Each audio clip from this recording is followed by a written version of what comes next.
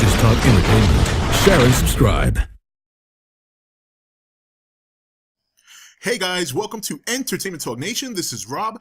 This video, we're going to do our review for Gotham, The Spirit of the Goat. And you know, it's funny, I was watching this episode and I couldn't help but laugh over the whole goat thing. It's like, I'm just like, okay, there's a villain that's working for the spirit of the goat, man.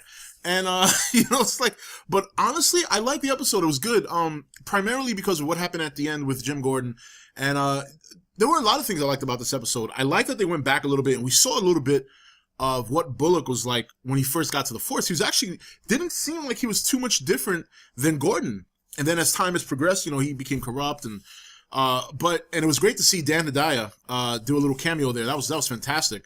But, you know, it was a good episode. I really liked it. You know, even though I kept laughing at the whole idea of the goat villain, but even that, the way it was done, the way like the therapist hypnotized people and stuff like that, I thought that was very clever. I like that. You know, I'm still not, you know, it's funny. I'm not too keen on the whole, you know, villain of the week deal, but I really can't sit here and complain about it because one of my favorite shows took a very similar format, which is like, you know, crazy science story of the week, which was The Fringe. The Fringe did that a lot too. But the only difference is that The Fringe, within those short stories every week, it all led to a greater story arc that was continuous from the day the show began to the end. This one, we can't really tell where that's at yet because it's always a different villain. We know that the core of the show right now is corruption in Gotham, and Gotham just being completely corrupted by so many different people that Gordon seems to be the only person in the town that is, you know, not corrupted. He had to actually pretend to be corrupted just to save his life.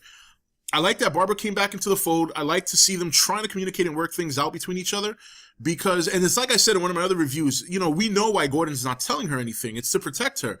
But the downside of that is if she had found out, which she did, but she found out, well, I'll get to that in a second, but if she had found out that he was involved in Cobblepot's alleged murder at the time, it could put a strain on their relationship. Then the strain did happen, and then in this episode, she does find out, but quickly, before there's any chance for her to look at Gordon differently, Cobblepot shows up in what I thought was a great scene when he showed up to the GPD, and that was great. I like that scene. That was one of my favorite scenes, and you know, to echo that even more, what I also like there is now Bullock knows. He knows what the deal is, and that's going to bring a bigger conflict to two people who they don't get along, but somehow they work well together. They, you know, when push comes to shove, they get the job done. And I'm really liking Bullock's character as well. Every week I seem to like him more and more. So I thought it was a good episode. You know, considering 2 weeks ago I was a little down on one of the episodes I didn't like too much. Last week's episode was okay. It was an improvement, but this one was really good, simply because we got to see Bullock when he was younger, and we got to see what he was like before he was corrupted. Or at least get an idea of that. You know, we got to see some things come to light, and I really think things are going to start taking off now. Now that it's out in the open that Gordon did not kill Cobblepot, it's going to have a domino effect. You know, Falcone is going to find out, Mooney's going to find out, everybody's going to be after Cobblepot, but he seems to get an idea. He knows what the fuck he's doing, even though he's done some things that are questionable, like telling Maroney that, you know, he used to work for Mooney. And that I thought was weird, but it worked out in the end for him. And now it looks like he's going to continue to progress, using tools, using puppets.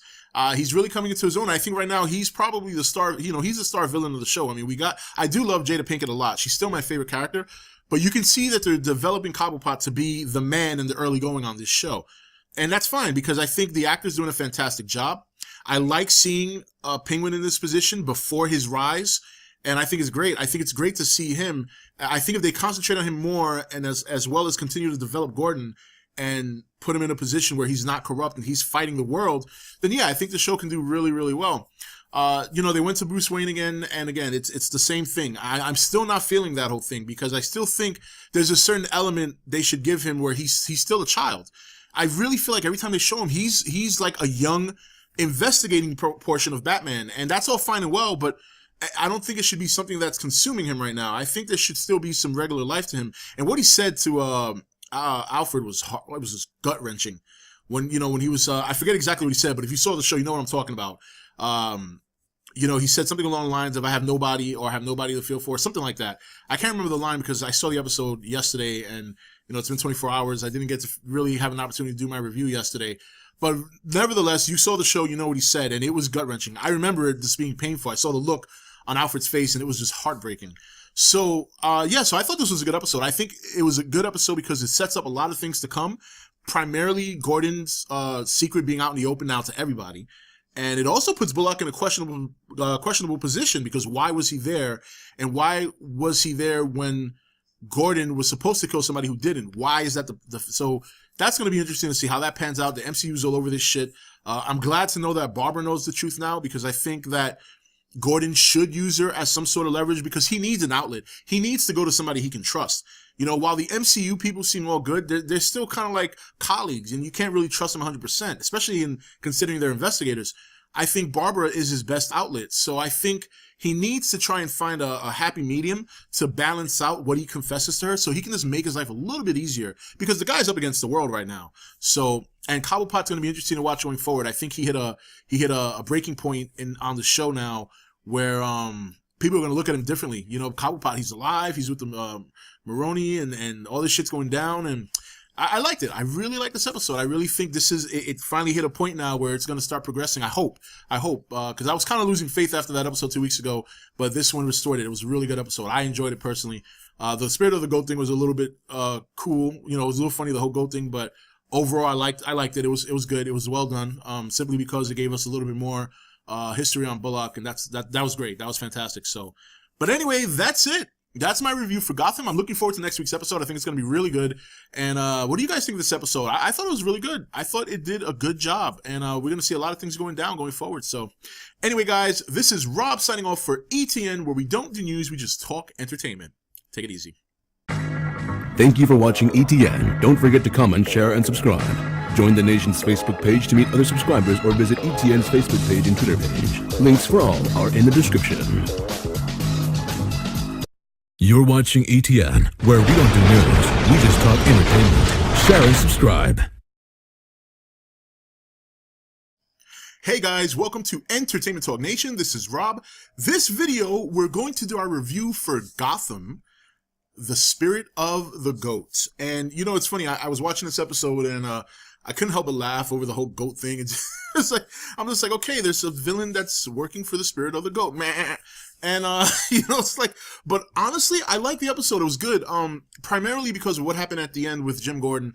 And, there were a lot of things I liked about this episode. I liked that they went back a little bit and we saw a little bit of what Bullock was like when he first got to the force. He was actually, didn't seem like he was too much different than Gordon. And then as time has progressed, you know, he became corrupt and it was great to see Dan Hedaya, do a little cameo there. That was fantastic. But, you know, it was a good episode. I really liked it. You know, even though I kept laughing at the whole idea of the goat villain,